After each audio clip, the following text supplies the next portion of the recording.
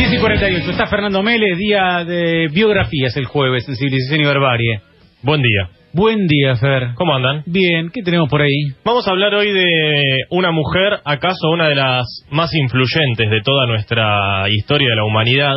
Vamos a hablar de María Salomea Sklodowska.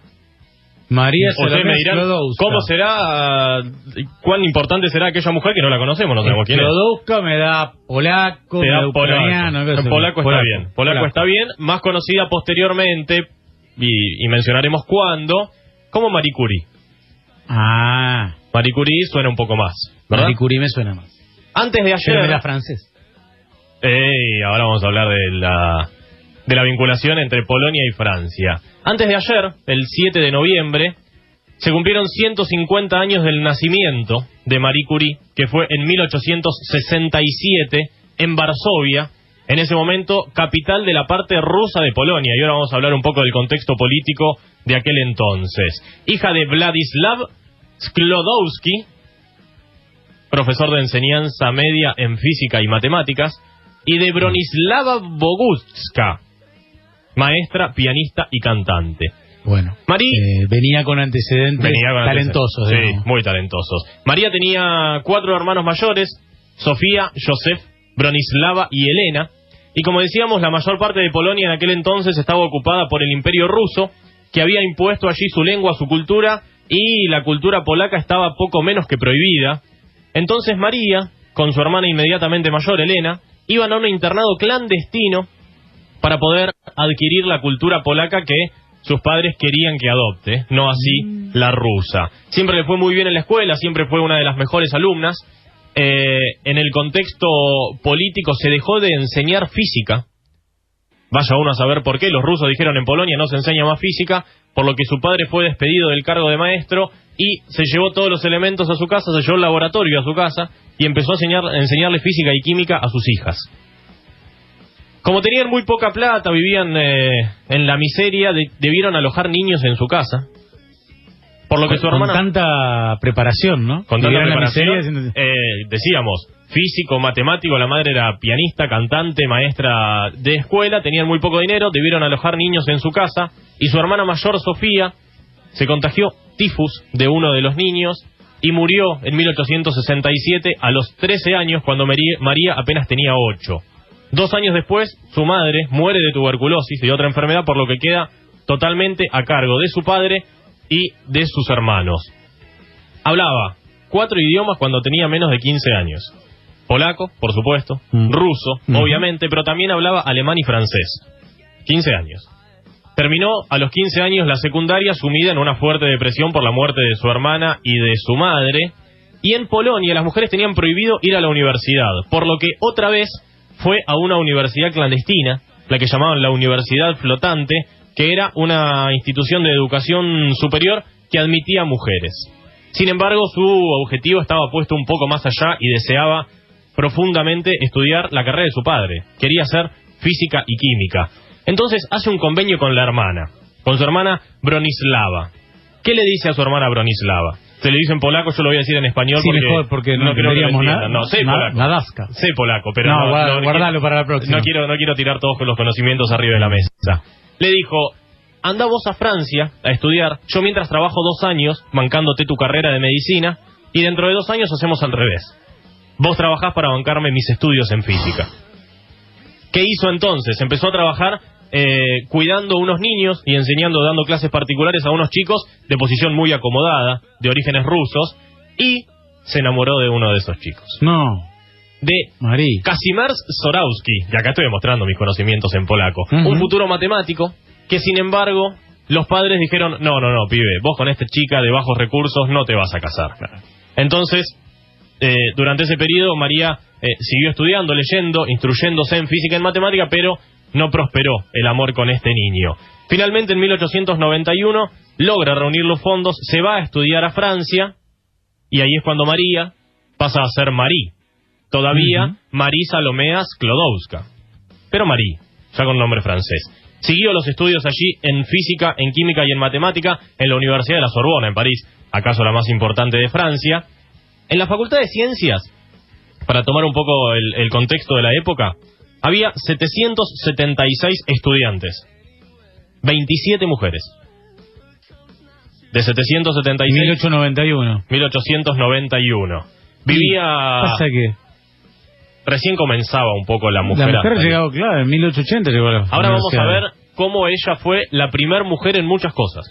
En Francia y en el resto del mundo. Vivió en condiciones muy precarias, pasó mucho hambre para poder estudiar física y química, solía desmayarse, vivía únicamente, según sus propias confesiones, a pan y agua. Durante el día asistía a clases y a la noche daba clases particulares para poder subsistir y costearse la carrera. Finalmente, en 1893 consiguió la licenciatura en física y en 1894 en química.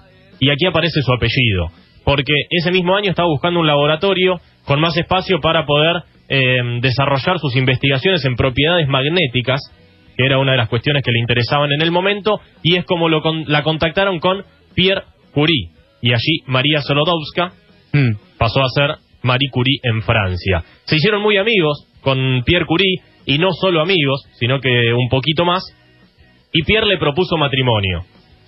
Sin embargo, ella no aceptó, porque su intención era volver a su Polonia natal, era muy patriota de su Polonia, y ahora vamos a ver algunas cosas más, y quería devolverle a Polonia lo que Polonia le había dado. Entonces dijo, no, discúlpame, si nos casamos, vos te tenés que venir a Polonia conmigo. Él le dijo que si era necesario, él la iba a seguir. A Polonia. Y si no podía ser químico en Polonia, daría clases de francés para vivir con ella. El tipo súper enamorado. Claro. Sería una cosa preciosa, una cosa que no me atrevería a esperar, si pudiéramos pasar nuestra vida cerca uno de otros, hipnotizados por nuestros sueños, tu sueño patriótico, nuestro sueño humanitario y nuestro sueño científico. Carta de Pierre a Marie Curie. Así es que ella se fue a Varsovia, él se quedó en Francia, pidió trabajo en la Universidad de Cracovia, le fue denegado por ser mujer. Sin embargo, Pierre, mientras se doctoraba en Francia, le enviaba cartas constantemente y la convenció de volver. Volvé a Francia conmigo, vamos a hacer nuestra vida juntos y vamos a ser científicos codo a codo en mi laboratorio. El 26 de julio de 1895 se casaron. Ella se casó en un traje azul oscuro, que fue el traje que después, durante muchísimos años, utilizó en el laboratorio. Mirá vos. Con el traje que se casó es conocido su traje azul con el que ella trabajaba, y el siguiente objetivo era doctorarse, para el cual planeó como tesis la profundización de unos trabajos anteriores que afirmaban que el uranio emitía unos rayos de naturaleza desconocida. Sin meternos, por supuesto, en cuestiones químicas, terminó descubriendo que producía unos rayos que eran divisibilidad de los átomos. Antes se creía que el átomo era indivisible, sin embargo ella descubrió que no, y en 1896 logra su doctorado y al año siguiente nace su hija Irene. No vamos a mencionar todavía cuál es el porqué de esos rayos, porque es su gran descubrimiento y su gran aporte para la humanidad. El matrimonio Curie no tenía un laboratorio propio, sino que utilizaban un salón de la Escuela de Física y Química Industriales de París y no tenían la noción de los daños que le generaba la exposición a estos rayos. Hizo muchos estudios sobre estos elementos y en julio de 1898 publicó junto a su marido el descubrimiento de un nuevo elemento de la tabla periódica que le llamó polonio, por su origen, en homenaje a su Polonia natal. Pocos meses después descubrieron que había un nuevo elemento que emitía esos mismos rayos, pero con 900 veces más potencia que el uranio que se venía utilizando. Lo titularon radio, por el latino que significa rayo, y en esa investigación fue la primera vez en la historia que se mencionó la radiactividad. Claro. Marie Curie y Pierre Curie, tanto en el radio como en el polonio, descubrieron los materiales radioactivos que se usan hoy día en la química para centenares y miles de cosas. Siguieron haciendo estudios, dicen que dormían con un frasquito de radio en la mesa de luz. Hoy el radio tiene los elementos radioactivos tienen unas medidas de seguridad impresionantes. Sí. Ellos lo llevaban en los bolsillos, lo tenían en los cajones de la mesa de luz.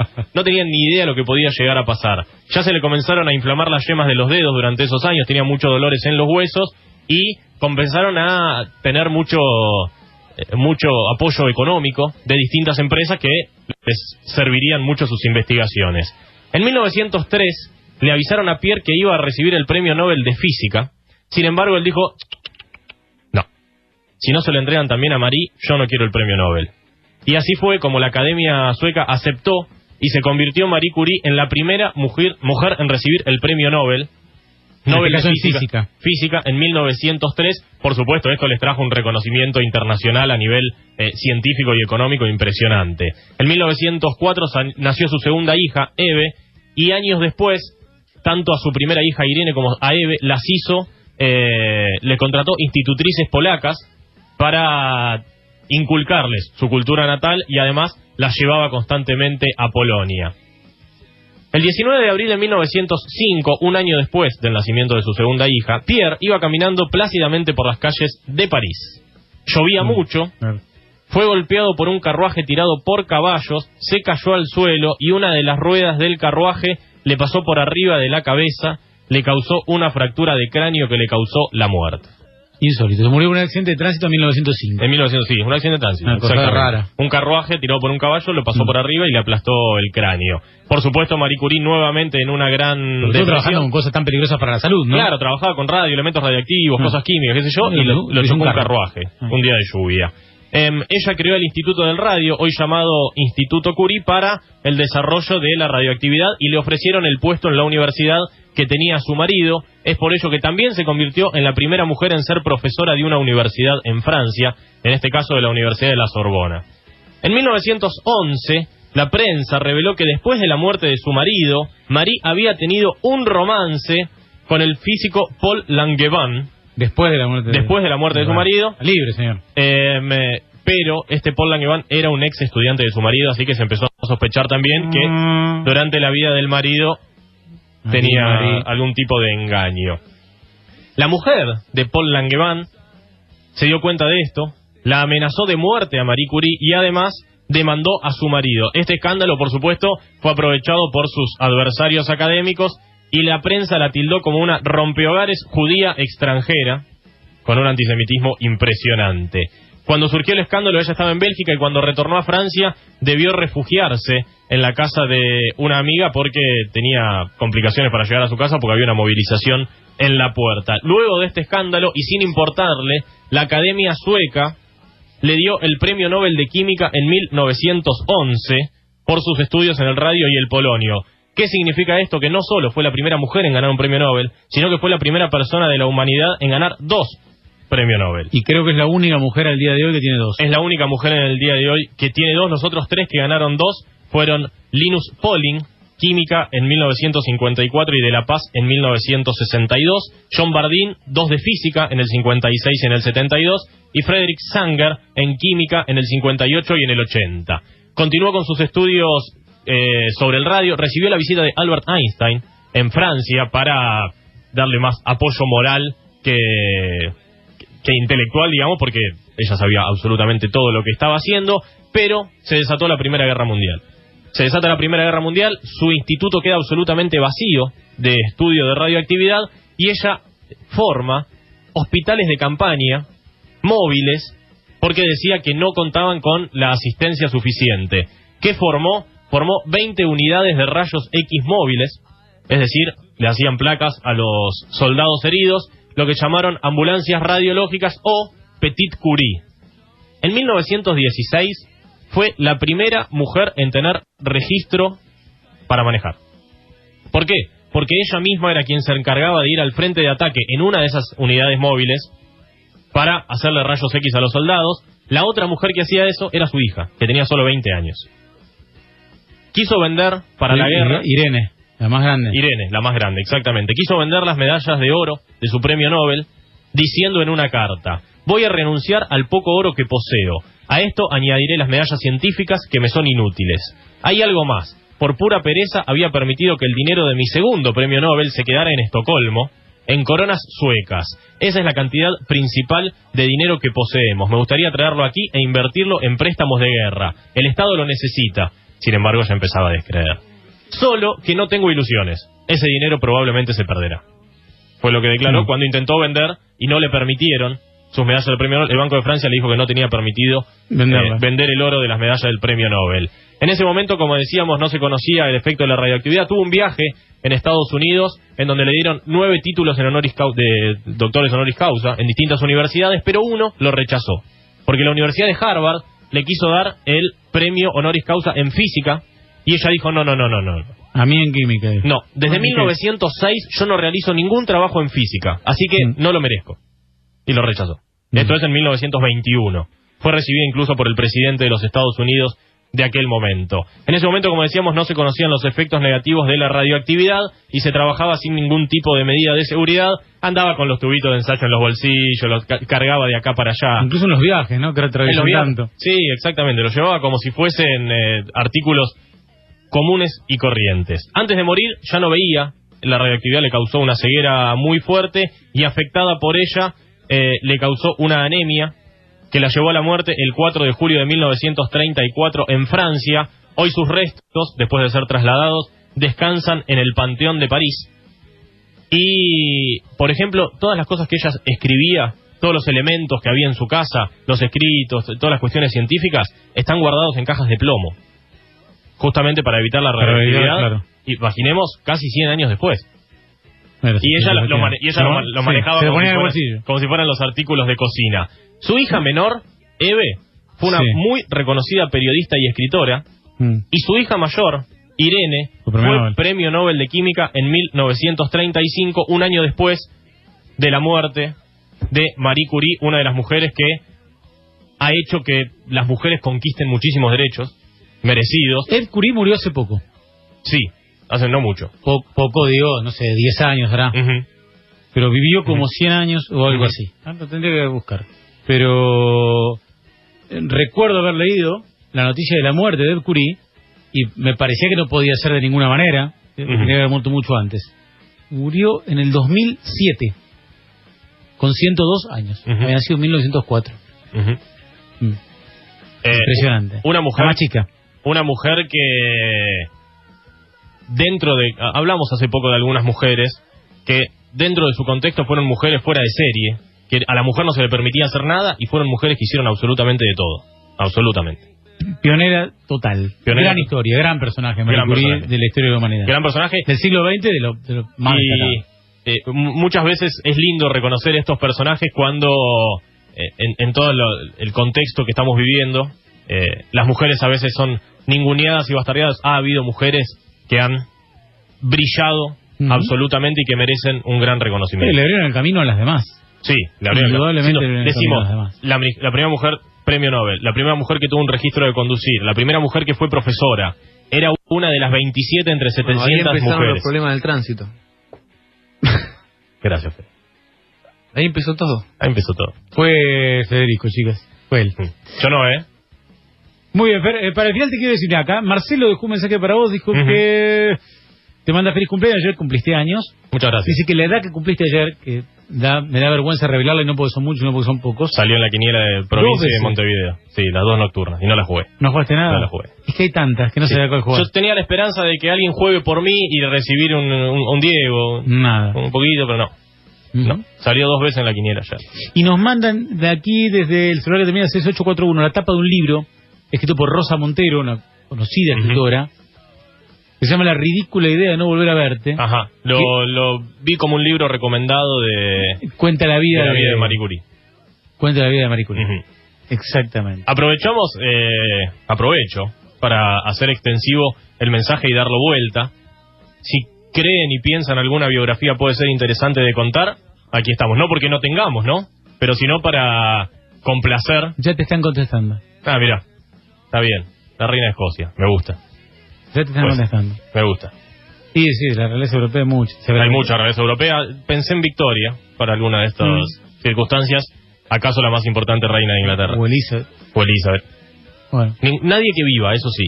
Acá no hacemos biografías de gente viva. Hay una gran biografía, pero es para hacer 14 programas, que es Enrique VIII.